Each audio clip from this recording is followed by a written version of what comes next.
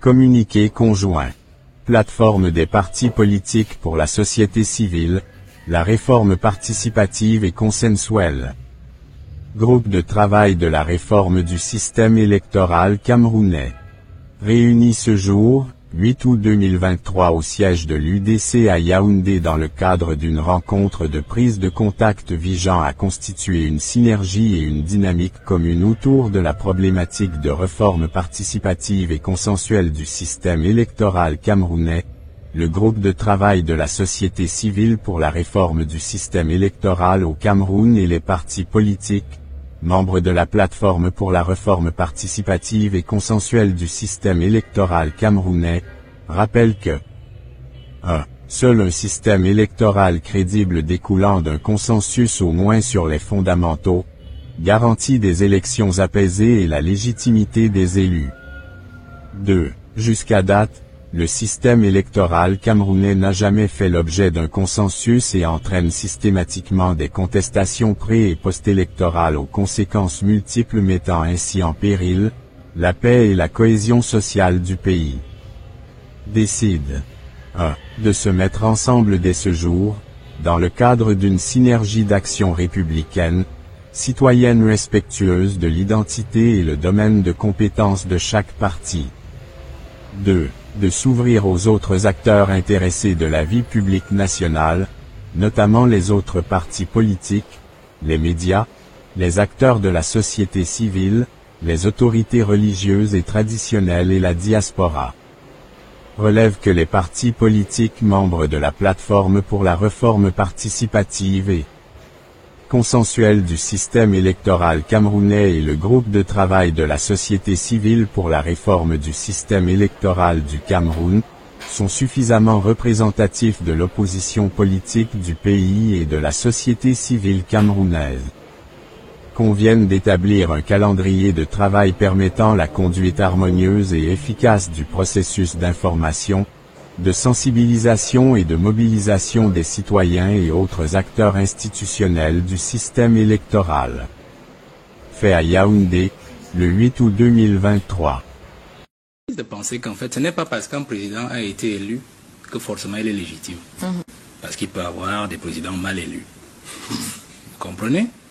Parce qu'ils ont triché, ils ont corrompu le peuple, ils ont corrompu la classe politique, et même dans leur travail quotidien, le peuple ne se retrouve pas.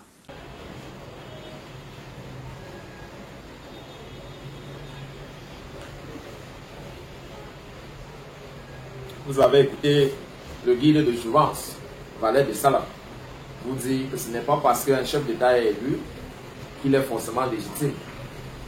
Je vais vous dire, c'est depuis l'année dernière que la société camerounaise essaie de mettre sur place une plateforme consensuelle pour faire des revendications à ce qui est du code électoral. Parce que si on n'a pas un code électoral qui reflète les aspirations des Camerounais, eh bien, on aurait des leaders en qui le peuple ne se reconnaît pas. Et les situations de crise telles que nous sommes en train de vivre dans le Nozo, ou alors les situations du chômage, de la faible représentation, bien de la faible participation des Camerounais au processus électoral, continueront de établir leur lit sur la démocratie camerounaise. Et il est donc important de comprendre le contexte qui impose que des formations politiques, la société civile, les hommes de médias, les hommes de tous les corps de profession dans le pays puissent se réunir ensemble pour pouvoir faire des propositions allant à améliorer le code électoral qui est cet outil qui peut permettre à n'importe quel Camerounais, de n'importe quel corps de métier, de n'importe quelle formation politique, à aspirer également à la magistrature suprême, à aspirer également aux fonctions de l'État, à aspirer également à jouir d'une liberté qui découle de celui de sa génération et non forcément de celui d'une époque longtemps révolue. Lorsqu'on a établi les bases et comprendre l'importance d'un tel travail conjoint, on regarde, on scrute encore l'image, on ne voit pas certains opposants, ou alors on voit certaines formations politiques représentées. On a même de se poser des questions. S'ils étaient absents à cause d'un empêchement, ou alors tout simplement, ils ont voulu se faire représenter. Est-ce que ça vaut la peine? Oui, ça vaut la peine. Cabral Libye, Joshua aussi, Valère Bessala, je m'en limite à ces trois-là.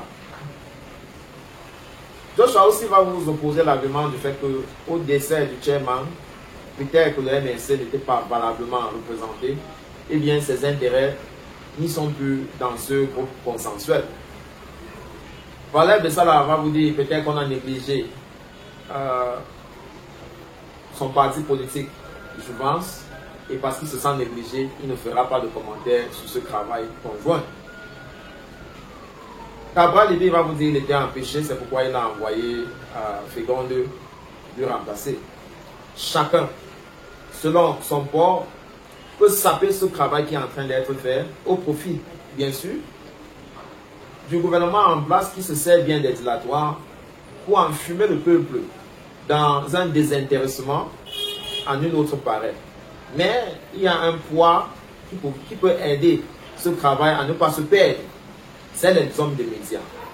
Oui, les hommes de médias ont ce force-là de se rassurer que ce travail, ce début, ou alors cette suite qui est en marche ne se perd pas, que les points qui se sont entendus, qui devaient travailler ensemble, sortir un calendrier, ouvrir la porte aux autres acteurs, il y a véritablement un suivi pour que toutes ces résolutions qu'ils ont atteintes après ce premier jour de travail au siège de l'UDC, l'Union démocratique camerounaise, à Yaoundé, que ces résolutions ne finissent pas comme d'autres résolutions qui ont été atteintes par le passé, mais qui n'ont pas véritablement mis les énergies ensemble pour pouvoir pousser au résultat escompté.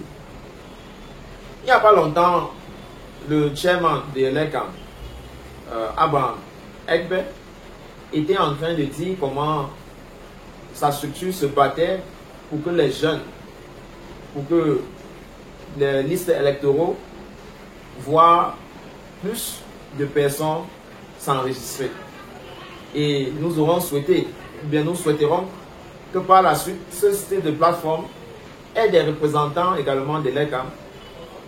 Parce que l'aboutissement de ce travail, c'est de voir que les responsables de l'ELECAM ne soient pas nommés par un candidat à la présidentielle, mais il peut être un élu des formations politiques, il peut être un élu d'un sondage public, quelle que soit la forme de l'élection qui peut prendre place pour que ce type de personnalité bien introduit dans l'instrument de l'élection dans un pays, eh bien, quelle que soit la forme d'élection qu'on peut utiliser pour pouvoir désigner ce genre de personnalité-là, c'est très important que ça soit consensuel.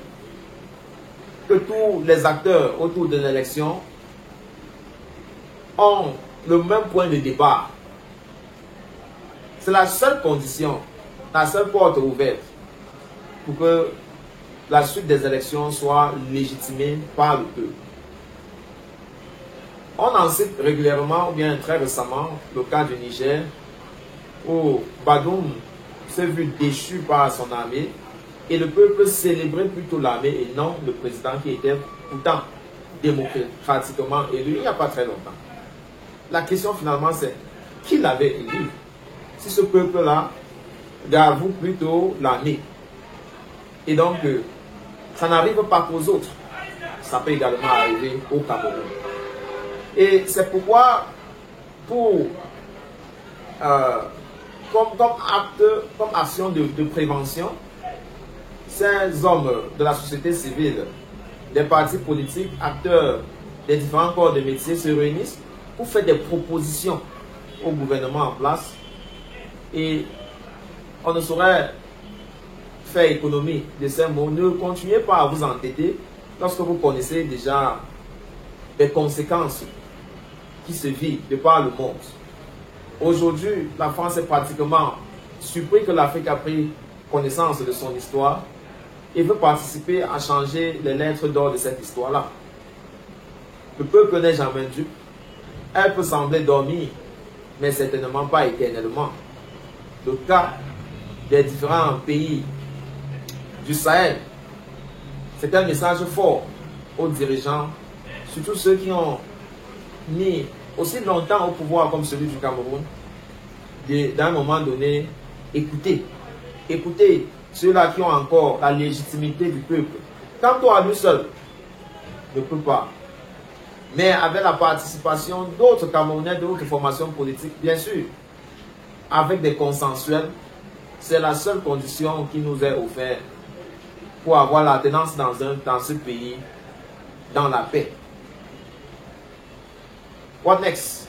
J'ai aussi envie d'écouter ce que vous pensez de ce communiqué conjoint par rapport à ce qui se vit dans d'autres démocraties, notamment en Afrique australe et en Afrique de l'Ouest, vis-à-vis des relations entre l'Afrique et la France, mais également l'Afrique et la Russie. Et retrouvons-nous très prochainement pour un autre numéro. D'ici à là, prenez soin de vous, quoi qu'il arrive, gardez le sourire et bien le bonjour. Félicitations, si tu es encore là, tu fais partie des 0,1% des gens qui finissent tout ce qu'ils ont commencé. N'oublie surtout pas de revisiter la chaîne pour fouiller d'autres contenus qui t'auront échappé lorsque tu n'étais pas encore abonné ici. Et n'hésite pas de recommander cette chaîne à d'autres personnes qui font des recherches sur le Cameroun ou alors qui aimeraient être au parfum de l'actualité de la politique camerounaise. N'oublie surtout pas de liker, c'est gratuit. Commenter également est gratuit. Et c'est l'une des choses que tu peux certainement faire pour apprécier nos contenus. Retrouvons-nous très prochainement. Reste scotché sur notre chaîne. À très bientôt.